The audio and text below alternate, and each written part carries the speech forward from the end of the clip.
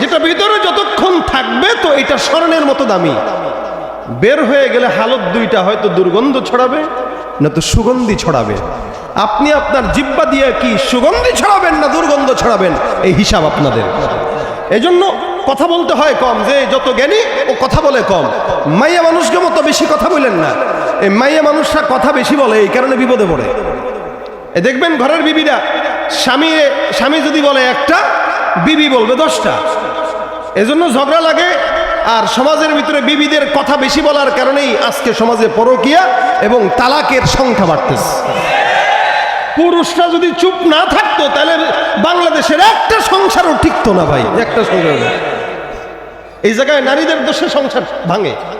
আর যেই নারীর সবর আছে, জিহ্বার নিয়ন্ত্রণ আছে, ওই নারীর সংসারও টিকে যায়, নষ্ট হয় না।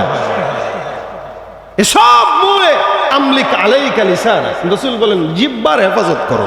জিহ্বার হেফাজত যার নাই, ওর নিজের কন্ট্রোল নাই, ওর সম্মানের কন্ট্রোল নাই, যে কোনো জায়গায় বেইজ্জতি হতে পারে।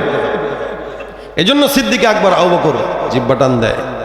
আল্লাহ পাক রব্বুল আলামিন বলেন আল্লাযীনা হুম আনিল লাগবি মুরিদুন। এ ভাইরা আমার, আল্লাহ পাক রব্বুল আলামিন ইমানদারের সফলতার গুণ বর্ণনা করে। বান্দা ইমানদার যারা, এরা তার জবানের হেফাজত করবে।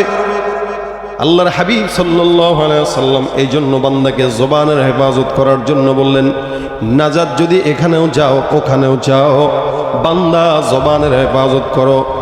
জবান দিয়া ভালো কথা মন চাইলে বলো, জবান দিয়া খারাপ কথা মন চাইলে বলার দরকার নাই। নফসকে যেটা বলবেন সেটাই নফস শুনবে, কিন্তু নফসের কোনো কথা শোনা যাবে না। নফস যখন মনে চায় এটা করতে, নফস ওইটা করে। নফসের কথাটা, নফসের কাজটা জিহ্বা দিয়া হয়। এই কারণে আল্লাহ পাক রব্বুল আলামিন বান্দাকে সতর্ক করে দিলেন, খবরদার বান্দা জবানের হেফাজত করো। কারণ জবানের হেফাজত করে যারা, তারাই করে যারা নিজেকে ইমানদার দাবি করে। সুবহানাল্লাহ। জবান দিয়া গীবত শিকায়েত করা যাবে? জোরে বলেন যাবে? থাকে হলো আমেরিকায়, বাংলার জমিনে হেমায়েতপুরে বসে বসে গীবত করে। থাকে হইল কক্সবাজারে, হেমায়েতপুরে বসে বসে গীবত করে। এই গীবতের মাধ্যমে কোনো ফায়দা হয় না। রাস্তায় একটা মোটা মানুষ যায়, তারা দেখে ডাক দেখো যে দেখ কত বড় ভোটকা, হুন্ডার উপরে পড়ছে, মনে হয় চাকা পাঞ্চার হয়ে যাইতেছে। এই টাইপের মন্তব্য সমাজে আছে না নাই? আম্মা জান আয়েশা রাদিয়াল্লাহু তাআলা আনহা একবার রাসূলের অন্যতম বিবি হাফসা রাদিয়াল্লাহু তাআলা আনহার ব্যাপারে মন্তব্য করলেন। হাফসা রাদিয়াল্লাহু তাআলা আনহাকে দেখে আম্মা জান আয়েশা ডাক দিয়া বলেন, ইয়া রাসূলুল্লাহ, হাফসা তো এমন, অর্থাৎ দেখতে একটু মোটা অথবা দেখতে একটু বেটে। রাসূল আপনি তারে মহব্বত করছেন কি দেখা, ভালোবাসছেন কি দেখা? অনেক সময় বন্ধু আরেক বন্ধুরে ডাক দিয়া কয়, দোস্তরে এত মোটা বউডারে কেমনে দেখা, কি দেখে বিয়া করলি? কয় কি কয় না, এতে আমার বউ মোটা, তোর সমস্যা কি? হ্যাঁ, তুই পরকিয়া করার ইচ্ছা থাকলে কর না, না এ কিচ্ছুই করবে না। আন্দাজে মেয়ে আপনি কাইল্লা বোর্ডারে বিয়ে করলেন, আপনি মোটা বোর্ডারে বিয়ে করলেন, মেয়ে কি বিয়ে করছেন? ঠিক না, বাতাসে উঠবে, তা তোর সমস্যা কি? মানে মন চায় তাই বলে। অনেক সময় এমনিই বলে, এই রে ভাই রে ভাই, দেখছেন কি লম্বা খাম্বার মতো, এমনিই বলে। আম্মা যারা আয়েশা এমনিই বলছে, রাসূল আপনি তাকে পছন্দ করলেন, সে তো একটু এমন এমন এমন, হাকাদা হাকাদা। রাসূল ডাক দিয়া বলেন, হে আয়েশা, জানো যেই মন্তব্যটা তুমি করলে আয়েশা, এই মন্তব্যটা এত খারাপ। তোমার এই খারাপ কথাটা, তোমার এই মন্তব্যটা সমুদ্রের পানির মধ্যে যদি ফেলে দেওয়া হতো, নবী করিম সাল্লাল্লাহু আলাইহি ওয়াসাল্লাম বলেন, আয়েশা এই মন্তব্যটার খারাপই সমুদ্রের পানিকে কালো করে দিত, কিন্তু সমুদ্রের পানি কালো হইলেও তোমার কথার খারাপই দূর হতো না। নাউযুবিল্লাহি মিন যালিক। আম্মা জান আয়েশার ব্যাপারে রাসূল বলতেছেন, এটা তুমি যে মন্তব্য করছো এটা এত খারাপ, এই মন্তব্যটা পানিতে দিলে পানি কালো হয়ে যেত, খারাপই শেষ হতো না। সাথে সাথে আম্মা জান আয়েশা ইস্তেগফার করা শুরু করছেন। খালি কি বলছেন? যে আপনার বিবিটা এমন। আপনি চিন্তা করেন, আমরা সমাজে এই টাইপের কথা প্রতিনিয়ত কতবার বলি, বলেন বলি কিনা? এই জন্য আল্লাহ পাক বলেছেন, ওয়াইলুল লিকুল্লি হুমাযাতিল লুমাযা, ওই সমস্ত পরনিন্দাকারী গীবতকারীদের জন্য ধ্বংস হোক। নাউযুবিল্লাহ। জবানের হেফাজত দরকার আছে না নাই বলেন ভাই? আছে দরকার, করবো তো ইনশাআল্লাহ। বাইরে আমার জবান দিয়েই তো প্যাঁচ লাগে, জবান দিয়েই ঘরে ঘরে প্যাঁচ। এই যে ঘরে ঘরে ভাই বোন একসাথে থাকে, দুই ভাই বিয়ে করছে, বউ দুইটা আছে, এই দুই বউয়ের ঝগড়াতে এই ঘরের ভিতরে অশান্তি। শুধুমাত্র জবানের কারণে, ঠিক কিনা? এ ভাইরা আমার খুব বুঝবেন, রাসূল করিম সাল্লাল্লাহু আলাইহি ওয়াসাল্লামের জামানার ঘটনা। একবার কোন একটা জায়গায় দুইজন মহিলা হঠাৎ করে রমজান মাসে রোজা রাখা অবস্থায়, রোজা রাখা হালতের মধ্যে আল্লাহ পাক রব্বুল আলামিনের বান্দারা দুইজন হঠাৎ করে অসুস্থ হয়ে গেছে পানির পিপাসায় কাতরায় কাতরায় জমিনের মধ্যে পড়ে যায়। একজন ডাক দিয়া বলে, কি সমস্যা? বলে, আমাদের পিপাসায় ছাতি ফেটে যাওয়ার উপক্রম। সাহাবী রাসূলের কাছে যায়, ডাক দিয়া বলে, ইয়া রাসূলুল্লাহ, দুইজন মহিলা সাহাবীর হালত এমন। রাসূল বলেন, তাদেরকে আমার কাছে নিয়ে আসো। দুইজন রোজাদার সাহাবী মহিলা, তাদেরকে রাসূলের কাছে উপস্থিত করা হয়। যখন নাকি পয়গম্বর আরবির কাছে উপস্থিত করা হয়, রাসূল ডাক দিয়া বলেন, এরা নিশ্চিত কিছুক্ষণ আগে গোশত খেয়েছে, যার কারণে তাদের পিপাসা লেগেছে। অন্যান্য সাহাবীরা ডাক দিয়া বলতেছেন, ইয়া রাসূলুল্লাহ, গোশত তো দূরের কথা, তারা রোজাদার। রাসূল ডাক দিয়া বলেন, রোজাদার হইলেও গোশত খাইলো। সাহাবী আবার মহিলা দুইজনকে ডাক দিয়া বলে, কি ব্যাপার, তোমরা গোশত খাইছো? বলে, না। সেহরির সময় গোশত খাইছো? বলে, না, সেহরির সময় গোশত খাই নাই, কোনো মতে খেজুর দিয়া রোজা রাখলাম। সাহাবী ডাক দিয়া বলতেছেন, তাহলে রাসূল বলছেন তারা গোশত খাইছে, তোমরা বলো গোশত খাও নাই। তোমাদের কথা মিথ্যা হতে পারে, লেকিন রাসূলের কথা মিথ্যা হতে পারে না। দুইজন মহিলা রোজা রাখা অবস্থায় পিপাসা লাগলো, পানির পিপাসায় আসছে। রাসূল বলতেছেন, এরা কি খাইছে? গোশত খাইছে। সাহাবী বলতেছেন, সত্যি বলো? কয়, না, সত্যি বলছি, গোশত খাই নাই। রাসূল বলতেছেন, যাও, গামলা নিয়ে এসে তাদের সামনে দাও, জবানের ভিতরে আঙ্গুল দিয়ে বমি করার আদেশ দাও, দেখো বমির ভিতরে গোশত বের হবে। আল্লাহর হাবিব সাল্লাল্লাহু আলাইহি ওয়াসাল্লাম আদেশ দেয়।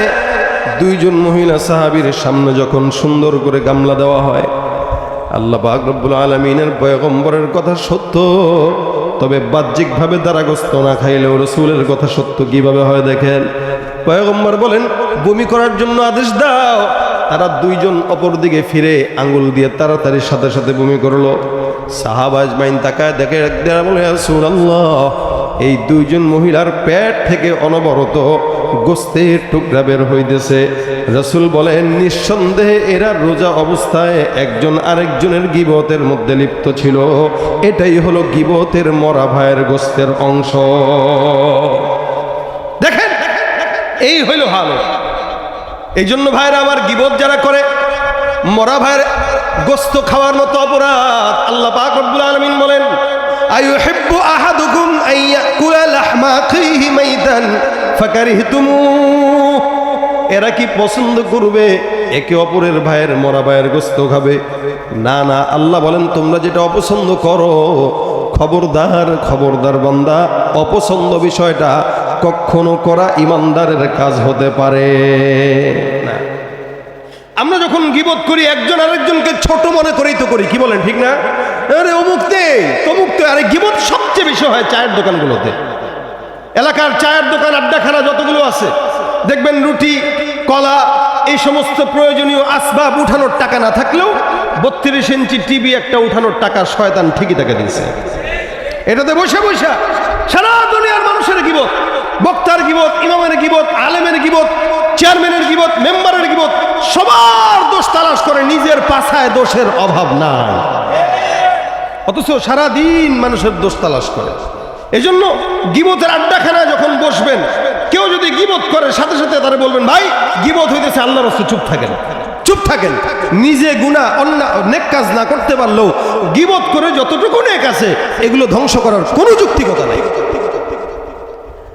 এ ভাইরা আমার খুব বুঝবেন, আল্লাহ পাক রব্বুল আলামিন বলেন, আল্লাহর হাবিব ডাক দিয়া বলেন, গীবতটা কত প্রকার গুনাহ। সমাজের মধ্যে আমরা জিনাটাকে খারাপ মনে করি। আল্লাহ রাসূল সাল্লাল্লাহু আলাইহি ওয়াসাল্লাম বলেন, আল গীবাতু আশাদ্দু মিনাজ জিনা। আমরা সমাজে মদ খাওয়াকে খারাপ মনে করি, জিনাকে খারাপ মনে করি, চুরিকে খারাপ মনে করি। নবী বলেন, মনে রাখবা, যারা গীবত করে, অন্যের পরনিন্দা করে, অন্যের দোষ চুরি করে, এদের গুনাহটা জিনার চাইতেও মারাত্মক গুনাহ। নাউযুবিল্লাহ, জিনার চাইতেও মারাত্মক, জিনার চাইতে। আপনি দৈনিক, আপনি সারা বছরও হয়তো জিনা করেন নাই, বা সারা জিন্দেগিতেও জিনা করেন নাই, কিন্তু 5 ওয়াক্ত নামাজের পরে আপনি নিয়ম মাফিক গীবতের মধ্যে লিপ্ত, আপনার নিজেরও খবর নাই। এ ভাইরা আমার, এই কারণে গীবত বান্দার সমস্ত নেক কাজকে দূর করে দেয়।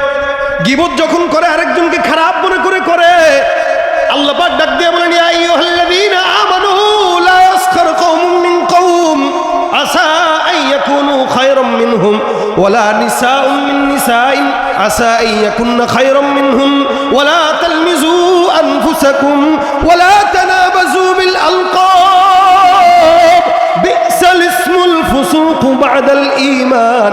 আল্লাহ পাক রব্বুল আলামিন ডাক দিয়া বলে, ঈমানদাররা এক দল আরেক দলের গীবত গাওয়ার থেকে হেফাজত থাকো, এক মহিলা আরেক মহিলার দোষ চর্চা থেকে হেফাজত থাকো। হতে পারে যাকে তুমি ছোট মনে করে গীবত করলা, আল্লাহর দরবারে ওই বান্দাটার দাম অনেক বেশি। সুবহানাল্লাহ। আচ্ছা, পারে কি পারে না? হতে পারে না? আল্লাহ বলতেছেন, এ খবরদার গীবত করবে না, শিকায়াত করবে না, ছোট মনে করবে না। আসা ইয়াকুনু খায়রাম মিনহুম, এমন হতে পারে এক রাজনৈতিক দল আরেক রাজনৈতিক দলের গীবত করতেছে মঞ্চে, ওইটা হতে পারে ওই রাজনৈতিক দলে এমন কিছু মানুষ আছে যারা আল্লাহর কাছে প্রিয়। এক হুজুর আর এক হুজুরের গীবত করে, হতে পারে যার গীবত গায় সে আল্লাহর কাছে প্রিয়। হতে পারে কি পারে না? এক মানুষ আরেক মানুষের গীবত করে, হতে পারে ওই বান্দা আল্লাহর দরবারে প্রিয়। আল্লাহ বলেন, আসা আইয়াকুনু খায়রাম মিনহুম ওয়ালা নিসাউম মিন নিসাইন আসা আইয়াকুননা খায়রাম মিনহুন। মহিলাদেরকেও আল্লাহ পাক আলাদাভাবে বলেছেন, খবরদার মা বোনেরা, পাশের বাড়ির ভাবির সঙ্গে মারামারির দরকার নাই, গীবত করা দরকার নাই, আপন জায়ের সঙ্গে গীবত করা দরকার নাই। কারণ এমন হতে পারে তোমার ভাইয়ের বউটা তোমার চাইতেও আল্লাহর দরবারে পছন্দের, ঠিক কিনা? এই জন্য ভাইয়ের আল্লাহ পাক যুবকদেরকেও বললেন, মহিলাদেরকেও বললেন, খবরদার, তুমি জবান দিয়ে যে কথাটা বলতেছো প্রত্যেকটা কথা লেখা হচ্ছে কি হচ্ছে না? কথা কয় না, হচ্ছে কি হচ্ছে না? আল্লাহ পাক বলেন, ওয়া ইন্না আলাইকুম লাহাফিজিন কিরামান কাতিবিনা ইয়ালামুনা মা তাফআলুন। প্রত্যেকটা বান্দার হেফাজতের দায়িত্ব কার? কথা কোন কার? এই যে যা কিছু বললাম আমি, এখানে যতগুলো কথা বলি